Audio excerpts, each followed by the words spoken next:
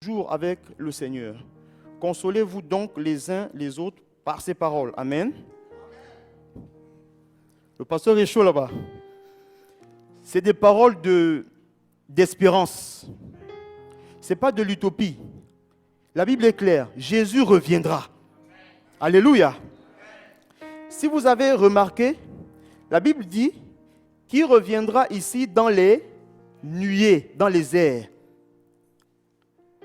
Donc, j'emboîte le pas en disant que le retour de Jésus, après la résurrection de Jésus, se fera en deux phases, d'après la Bible. Un retour dans les airs, dans les nuées, comme c'est marqué ici, c'est ce qu'on appelle l'enlèvement de l'Église, l'enlèvement des croyants. Jésus viendra au son de la trompette dans les nuées, tout œil levera, et puis la Bible dit, nous allons le trouver dans les airs. Mais les morts en Christ, donc ceux qui sont morts en Christ, en premier vont d'abord ressusciter, monter, trouver le Seigneur dans les airs. Et nous qui serons vivants, si à cette date-là nous serons vivants, nous aussi nous allons monter dans les airs à la rencontre du Seigneur.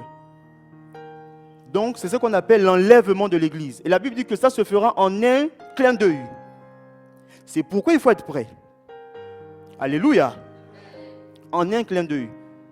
Donc, après la résurrection de Jésus et la naissance de l'Église qui est là, au son de la trompette, Jésus vient dans les airs et il prend son Église. Il ne prendra que les rachetés. Il ne prendra que ceux qui lui ont donné leur vie ou sa vie. Bon, vous savez compris, le français est un peu élastique. Ceux qui de tout leur cœur appartiennent à Jésus.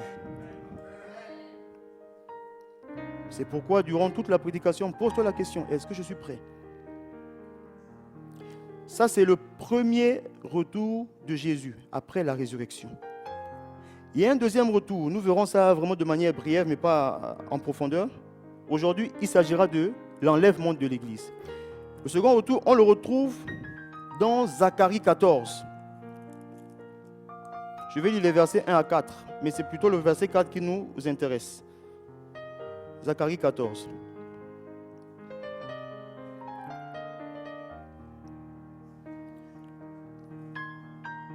Zacharie 14, 1 à 4. Voici qu'un jour arrive pour l'Éternel.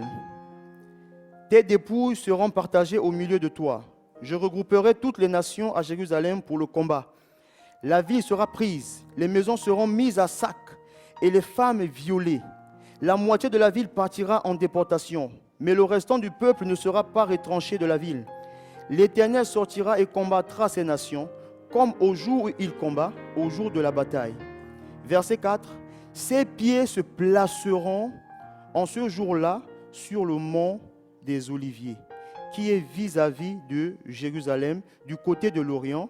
Le mont des Oliviers se fondra par le milieu, vers l'est et vers l'ouest, en une très grande ville. Une moitié de la montagne reculera vers le nord et l'autre moitié vers le sud. Lorsque nous lisons Actes 1 à 9, la Bible dit quoi? Pendant 40 jours, après la mort de Jésus, après sa résurrection, il se présente à ses disciples et il enseigne les disciples. Et la Bible dit, au moment où il s'apprêtait à partir, il montait dans les airs, les disciples le regardaient. La Bible dit, il y a 2 anges, je crois bien, qui étaient là. Et on dit aux disciples, hommes de Galilée, pourquoi avez-vous cet air abattu? Cet homme que vous voyez, ce Jésus que vous voyez monter dans les airs, reviendra de la même manière. Ils étaient où ici? Sur la montagne des Oliviers. Jésus est parti sur la montagne des Oliviers. Il reviendra pour poser ses pieds aussi sur la montagne des Oliviers. Mais il faut comprendre, j'ai dit au départ qu'il viendra dans les nuées pour prendre son église. Lorsqu'il vient prendre son église, la Bible nous dit qu'il y aura un temps de chaos qu'on appelle la grande tribulation, qui va durer à peu près 7 ans.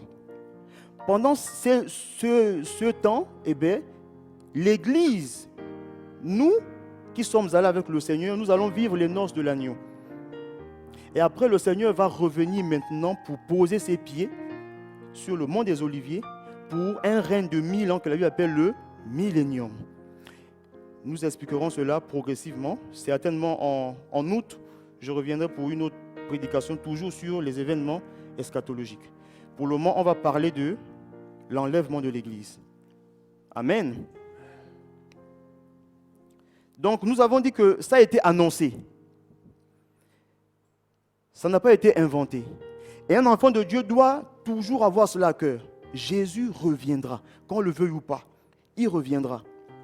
Il est venu la première fois, il reviendra aussi une seconde fois. Alléluia.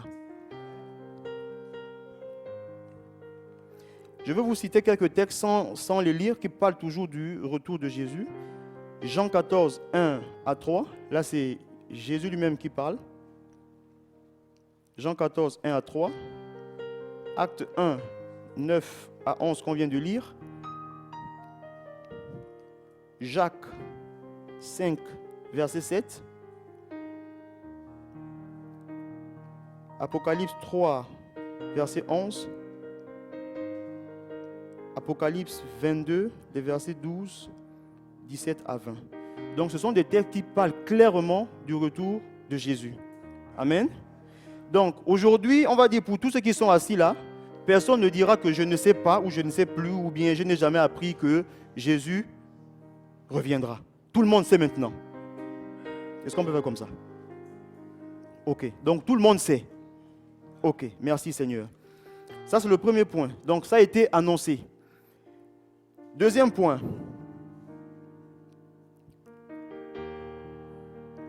Pourquoi nous disons que Jésus revient bientôt et que c'est imminent? La Bible est ce livre qui, quand on le lit, on découvre que tout ce qui s'est fait dans le passé, ce qui se fait là maintenant et ce qui se fera, tout ça a été écrit. Amen. C'est pourquoi un enfant de Dieu doit lire la Bible, méditer la Bible. Il ne doit pas être surpris en fait de ce qui se passe actuellement. Il doit simplement lire et comprendre que s'il y a telle chose, c'est parce que nous sommes actuellement dans ce temps-là. Et je vais adapter mon comportement par rapport à ce que les signes me montrent. Entretenir de manière plus profonde ma communion avec le Seigneur et faire l'œuvre de Dieu à fond. Parce que les signes sont clairs. Amen. Ok. Alors, qu'est-ce que la Bible dit? Nous allons lire deux textes sur les signes. 1 Corinthiens 10, 32.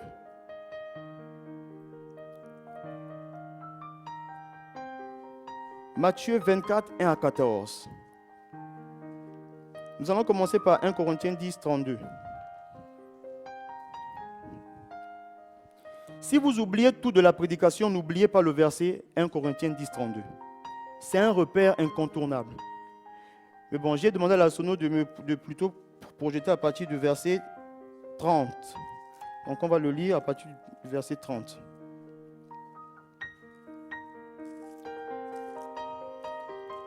« 1 Corinthiens 10, à partir du verset 30.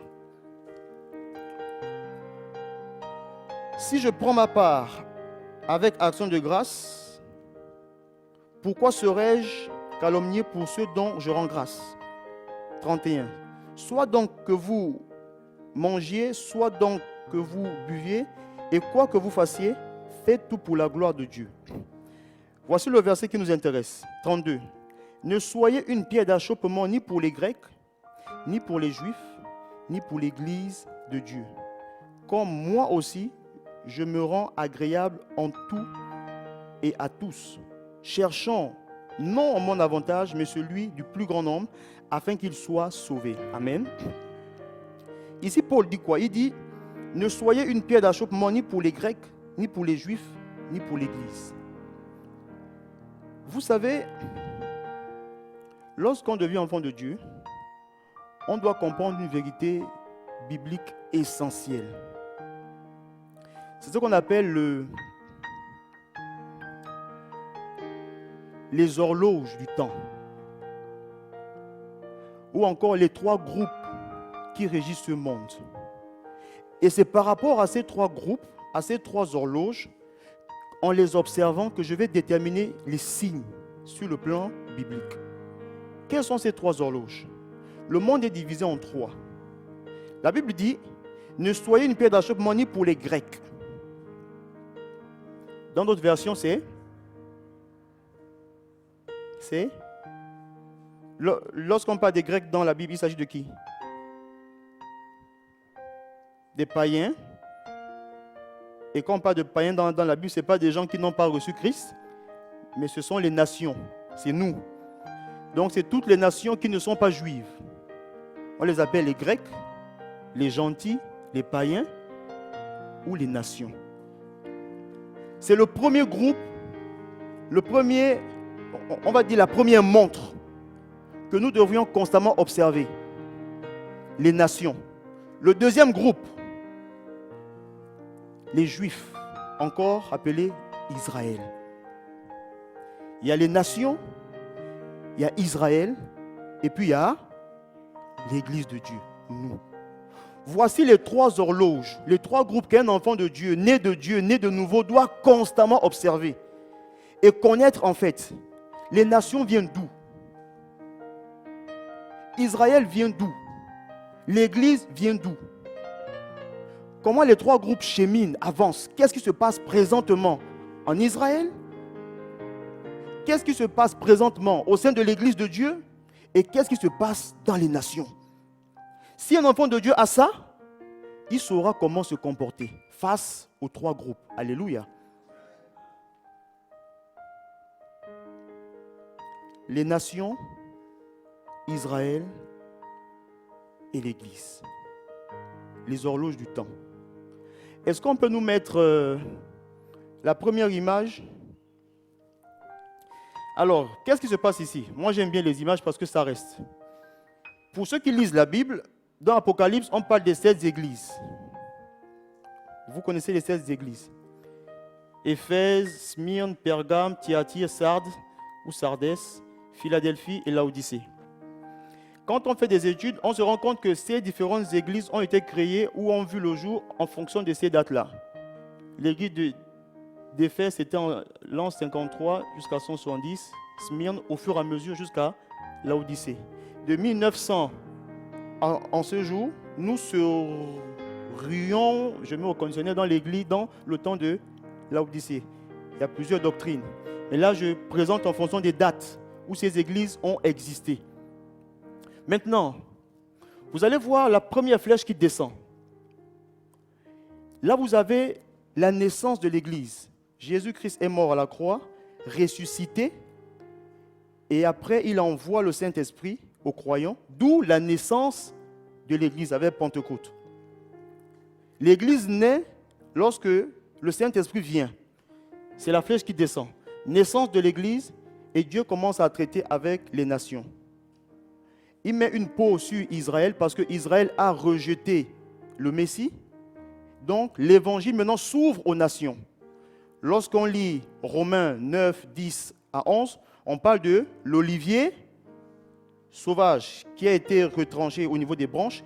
Et nous sommes venus comme des branches où nous nous collons à Israël pour jouir de la grâce d'Israël. Donc c'est ce qu'on appelle le temps de l'église ou le temps de la grâce. Donc actuellement, nous sommes dans le temps de l'Église et aussi le temps des nations qui a commencé avec Éphèse et ça continue et jusqu'à Laodicée, 1900 jusqu'à ce jour. Maintenant, enlèvement de l'Église fait du temps des nations, nous sommes là déjà. On ne sait pas quand est-ce ça va avoir lieu.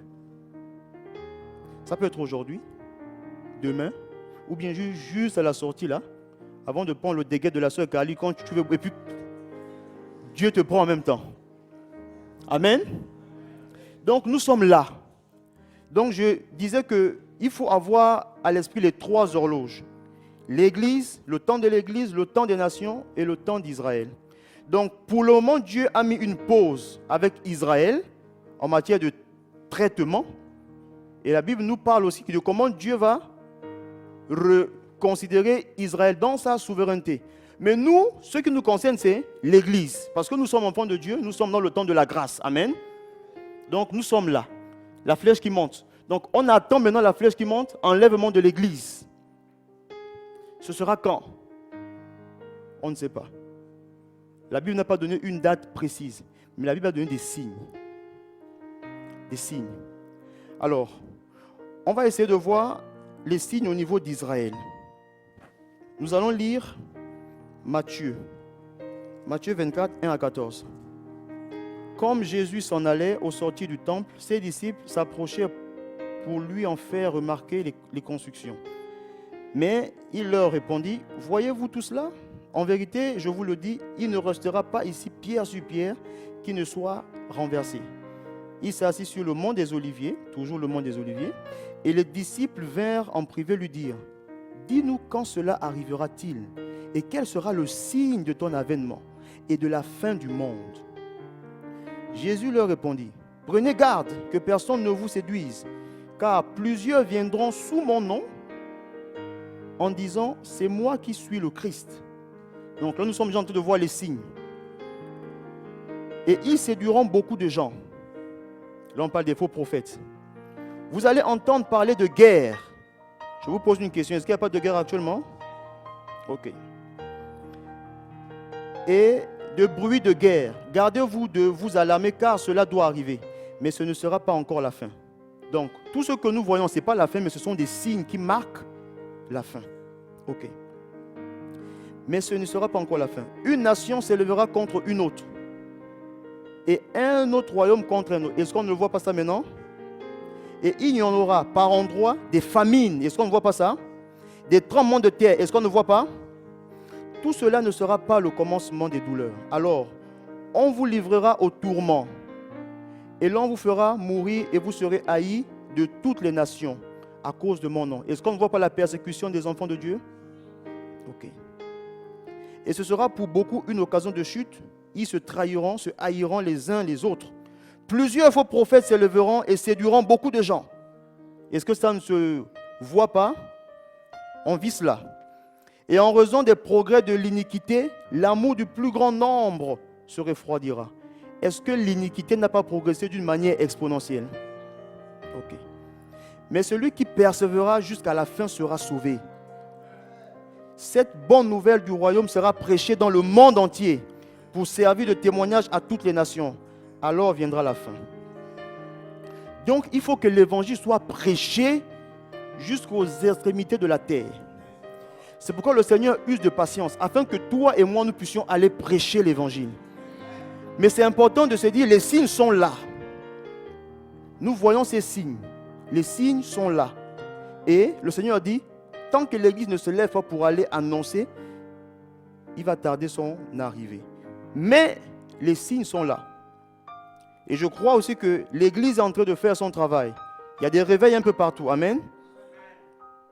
C'est pourquoi, lorsque vous verrez l'abomination de la désolation dont a parlé le prophète Daniel, établie dans le lieu saint, bon, je pense que je vais d'abord m'arrêter là. Voici quelques signes. Maintenant, on va essayer de les répartir au niveau d'Israël, des nations et de l'Église. Alors, c'est important pour les historiens, pour les étudiants, pour les érudits, les gens qui aiment bien lire. Et je sais que beaucoup vont se retrouver. En 1942, c'était en mai 1948 plutôt, il y a eu la création de l'État d'Israël. Vous savez que Israël a connu l'une des plus grandes déportations au monde. C'est-à-dire que lorsque les Juifs ont désobéi au Seigneur, les Juifs ont connu ce qu'on appelle des empires qui sont venus dominer sur leur territoire. On verra ça avec les nations, mais quand vous voyez la prophétie de Daniel, on nous parle de l'empire babylonien qui représentait la tête de la statue. On parle de l'empire perse, on parle de Rome, on parle des Grecs. Tous ces empires-là ont dominé Israël. Et puis, au temps des Romains, lorsque Jésus arrivait, il arrivait au temps des Romains, lorsque Rome était cet empire qui dominait Israël. Après, il y a eu la destruction du temple de Jérusalem et les Juifs se sont dispersés dans le monde entier. De cette date, on rajoute 2600 ans Israël n'était plus revenu sur ces terres. Donc les Juifs étaient dispersés dans le monde. Et le 14 mai 1948, les Britanniques qui étaient qui colonisaient la Palestine, donnent l'indépendance à la Palestine. Et donc les Juifs étaient là aussi.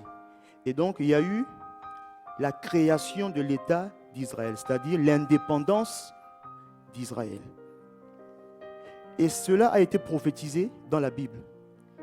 Que le premier signe qui va marquer le retour de Jésus, pour qu'on commence à se dire, préparons-nous, c'est lorsqu'il y aura le retour des Juifs et création de l'État d'Israël. C'est-à-dire, Israël était constitué, après il y a eu la déportation, et il fallait que Israël revienne sur ses terres. Et pour que les Juifs reviennent, il fallait que l'État d'Israël soit reconnu. Et c'était en 1948. À partir de cette date, les Juifs du monde entier sont revenus à Jérusalem, donc en Israël. Et jusqu'à aujourd'hui, ça se passe. Donc c'est pourquoi je vous disais, il faut suivre l'actualité au niveau des Juifs. C'est biblique. La reconstruction ou la reconnaissance de l'État d'Israël, les Juifs qui reprennent possession de Jérusalem et qui reviennent par milliers sur leur terre. Aujourd'hui, il y a beaucoup d'opérations, les opérations Exodus, Moïse, où des milliers de Juifs reviennent. Et vous avez tendance à croire que en Israël, là-bas, c'est la guerre, ce n'est pas évident. Ça, c'est au niveau de la bande de Gaza. Sinon, c'est la paix là-bas. Les villes sont reconstruites, ils sont sécurisés, ça va. Les Juifs sont là-bas, ils reviennent en masse. C'est prophétique aussi. Donc, celui qui ne sait pas que les Juifs sont en train de revenir en Israël, ne sait pas que les signes sont en train de s'accomplir sous ses yeux. Alléluia. Donc, il faut aussi comprendre que lorsque les Juifs se sont dispersés dans le monde, tout ce qui concerne la pratique ou les pratiques du culte, tout cela a disparu, vu que les Juifs n'étaient plus là. Donc, les éléments du temple, toutes ces choses avaient disparu en Israël. Et la Bible dit aussi qu'il y aura la reconstruction du 3e temple d'Israël. Donc, vu que les Juifs n'ont pas accepté le Seigneur, jusqu'à aujourd'hui, ils croient que le Seigneur doit venir. Donc, qu'est-ce qu'ils sont en train de faire? Ils sont en train de préparer les éléments de la construction du 3e temple. Et vu qu'à l'époque, lorsqu'il y a eu dispersion, tous ces éléments avaient disparu, l'huile de consécration des prêtres, tout cela avait disparu. En 88, par exemple, on a retrouvé cette huile-là, avec les éléments qui composaient l'huile. On a retrouvé ce qu'on appelle les manuscrits de la mer morte, de Qumran, ce qui constitue aujourd'hui ce qu'on appelle la Bible, donc les éléments de la Bible, le rouleau, voilà. On a retrouvé toutes ces choses. On a retrouvé le parfum qu'on mettait au niveau de l'autel des parfums. On a retrouvé, je ne sais pas s'il faut dire la génisse rousse. La génisse rousse, c'est quoi? C'est la vache, avec ses cendres, permettait de purifier les prêtres. Lorsque vous lisez la Bible, quand on parle de sacrifice, on parle des bêtes mâles.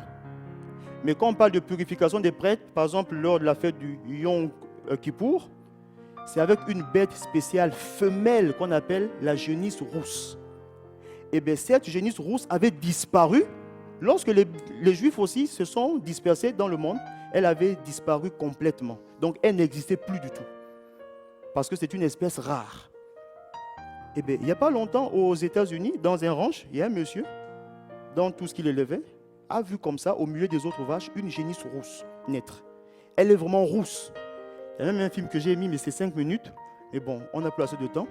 Donc les autres sont noirs, elle est rousse. Donc c'est avec cette génisse rousse-là, quand on la brûle, on prend ses cendres, on purifiait les prêtres. Donc aujourd'hui en Israël, on a constitué comme ça des génisses rousses, on les met à part, qui se reproduisent maintenant pour cela. Donc les Juifs sont en train de préparer le retour, on va dire, ceux qui n'ont pas accepté comme étant le retour de Jésus. Donc ils sont en train d'attendre le Messie en préparant les éléments du temple. Donc ils vont construire un 3e temple. Tous ces éléments sont en train de se réaliser devant nous. Mais nous ne savons pas cela. Amen. Ça, c'est au niveau d'Israël. Il faut découvrir ces choses, apprendre. Qu'est-ce qui se passe en Israël? Et vous verrez que les choses sont en train de se mettre en place.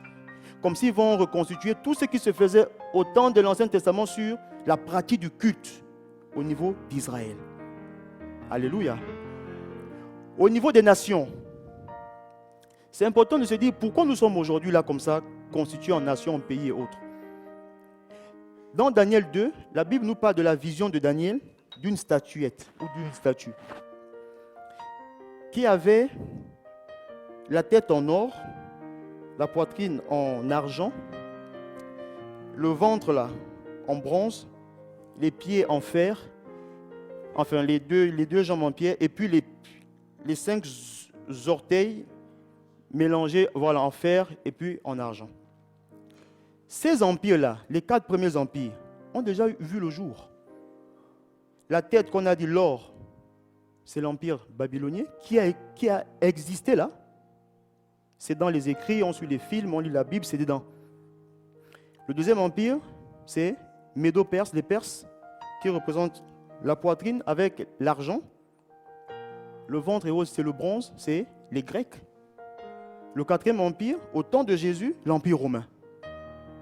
Et la Bible nous parle qu'il y avait aussi des orteils, 5 droites, 5 gauches, qui représentaient la reconstitution de l'empire romain, mais sous une autre forme, avec le fer et l'argile. La Bible appelle cela 10 nations qui vont régner jusqu'à ce que le Seigneur vienne. Et il faut observer le monde. Qui dirige le monde, qui gouverne le monde? On nous parle aujourd'hui du G8.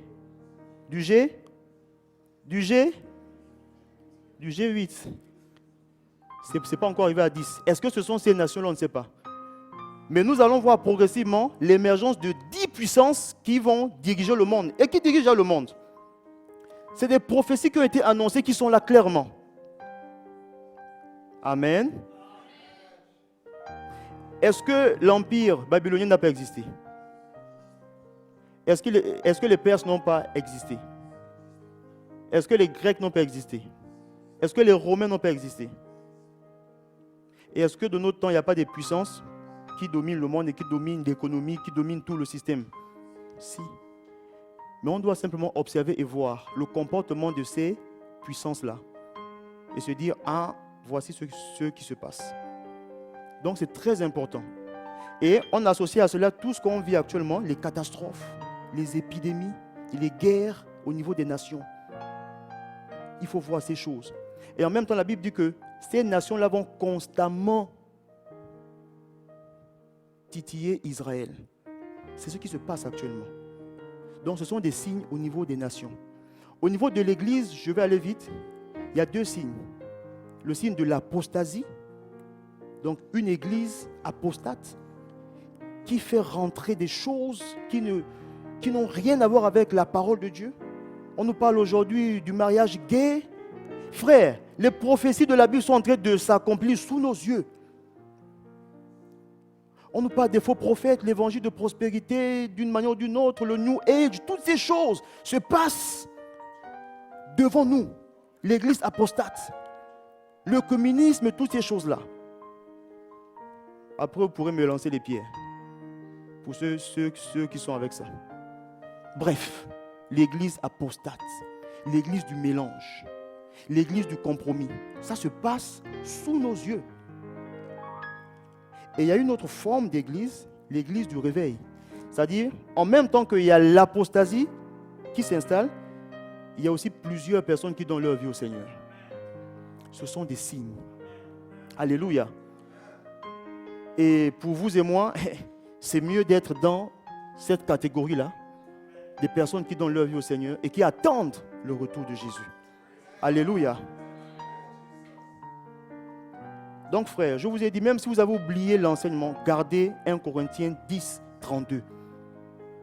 Observez les nations. Qu'est-ce qui se passe dans le monde? Un chrétien qui ne suit pas l'actualité, qui ne suit pas ce qui se... Mais c'est compliqué, frère. Les choses se passent, on ne parle de terrorisme, mais ce n'est pas qu'il faut avoir peur de ces choses-là, mais il faut seulement se rendre compte que ce que le Seigneur a dit se passe maintenant. C'est écrit.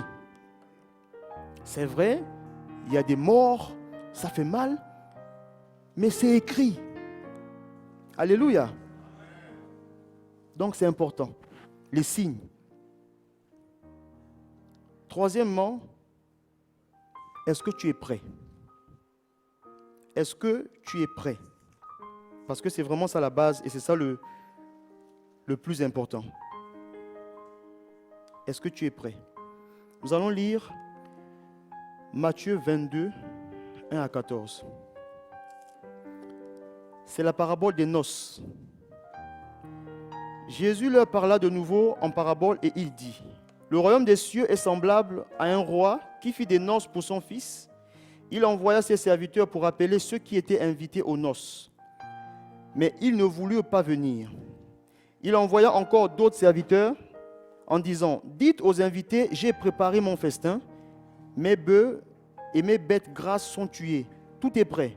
Venez aux noces. Mais négligeant l'invitation, ils s'en allèrent.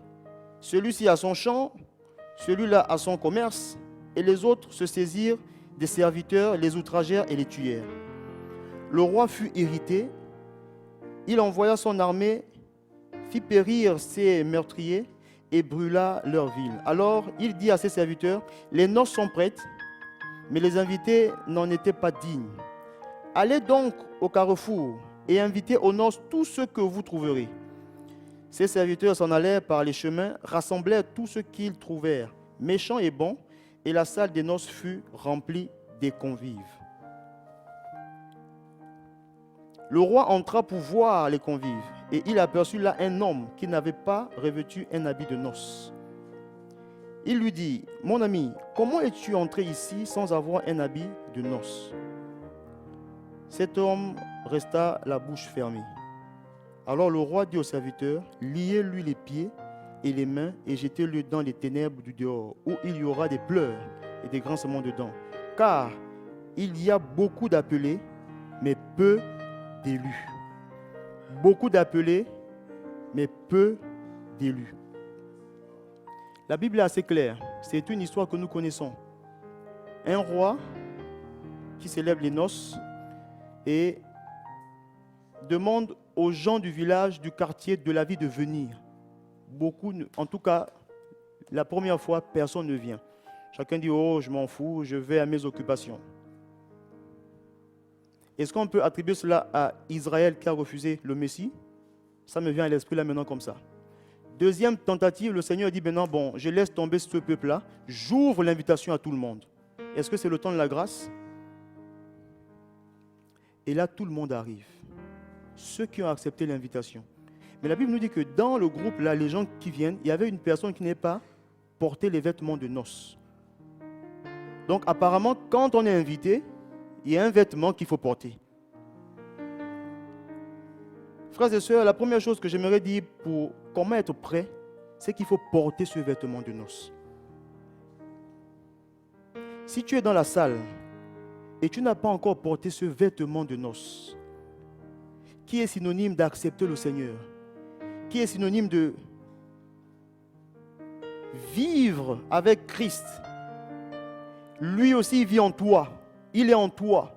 Et maintenant, ta vie fonctionne en fonction de ce que lui, il veut de toi, il dit de toi. Si tu ne l'as pas encore fait, la Bible dit, lorsque le roi passera, il va remarquer que tu n'as pas porté ce vêtement. Et il va dire: sors. Tu n'es pas la bienvenue ici. Frère, Jésus revient bientôt. Est-ce que nous sommes prêts? Est-ce que nous avons tous ce vêtement de noces porté sur nous? Lorsque le Seigneur viendra, la Bible dit que ce sera en un clin d'œil. En fait, sur la terre, tous ceux qui auront ce vêtement de noces-là seront aspirés, seront identifiés et identifiables par le Seigneur. Nous ne sommes pas en train de plaisanter, ce n'est pas un jeu. Nous avons vu que tout ce qui avait été annoncé, en tout cas, jusqu'à maintenant, plusieurs choses ont été réalisées. Donc, nous ne sommes plus au niveau du doute ou de l'incrédulité de dire: mais bon, ce sont des histoires, c'est des fables.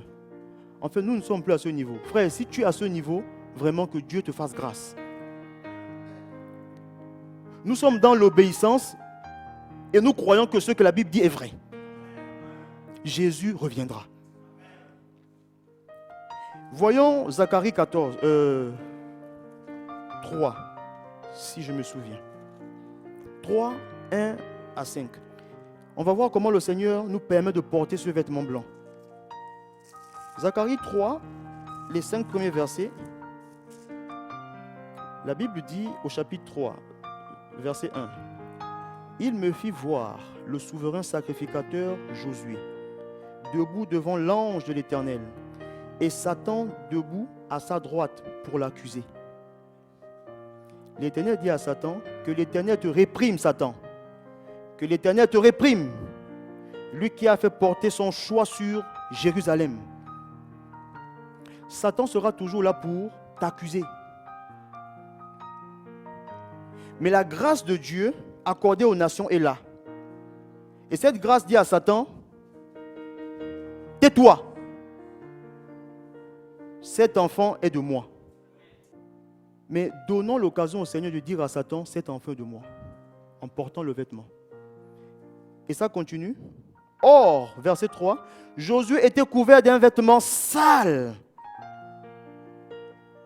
et se tenait debout devant l'ange. Celui-ci, prenant la parole, dit à ceux qui étaient devant lui, ôtez-lui les vêtements sales. Puis il lui dit, vois, je t'enlève ta faute pour te revêtir d'habits précieux. Je dis, qu'on mette sur sa tête un turban pur. Et ils mirent le turban pur sur sa tête et ils lui mirent des vêtements. Ça, c'est la grâce de Dieu, c'est ce que Jésus-Christ a accompli à la croix pour toi et moi. Satan qui t'accuse, parce que peut-être tu as des vêtements sales. Oui, parce que peut-être tu as... Mais le Seigneur est là. Il dit, je suis mort pour lui. Lui aussi peut bénéficier de la grâce. Mais est-ce que il voudrait par lui-même que je puisse ôter ses vêtements sales, que je puisse effacer sa faute, que je puisse annuler tout ce qu'il a fait de sale, avortement, impudicité, meurtre, toutes ces choses. Le Seigneur dit, ça c'est un vêtement sale. Mais par sa grâce et par son amour, il va t'ôter ce vêtement sale.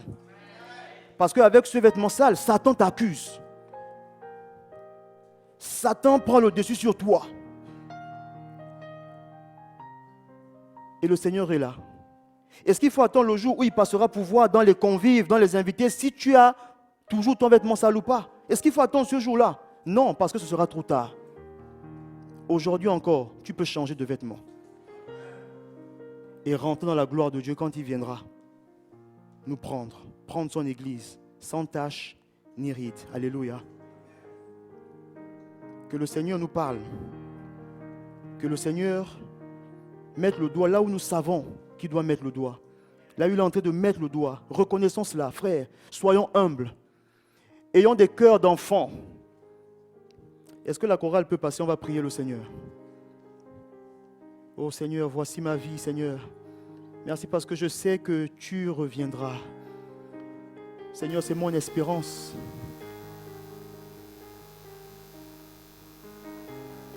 Oh Seigneur, quel vêtement je porte aujourd'hui? Avec quel vêtement je suis rentré dans ta maison, dans cet endroit, Seigneur? Toi seul tu sais, mais moi aussi je sais. Seigneur, voici ma vie. Prie le Seigneur, prie le Seigneur.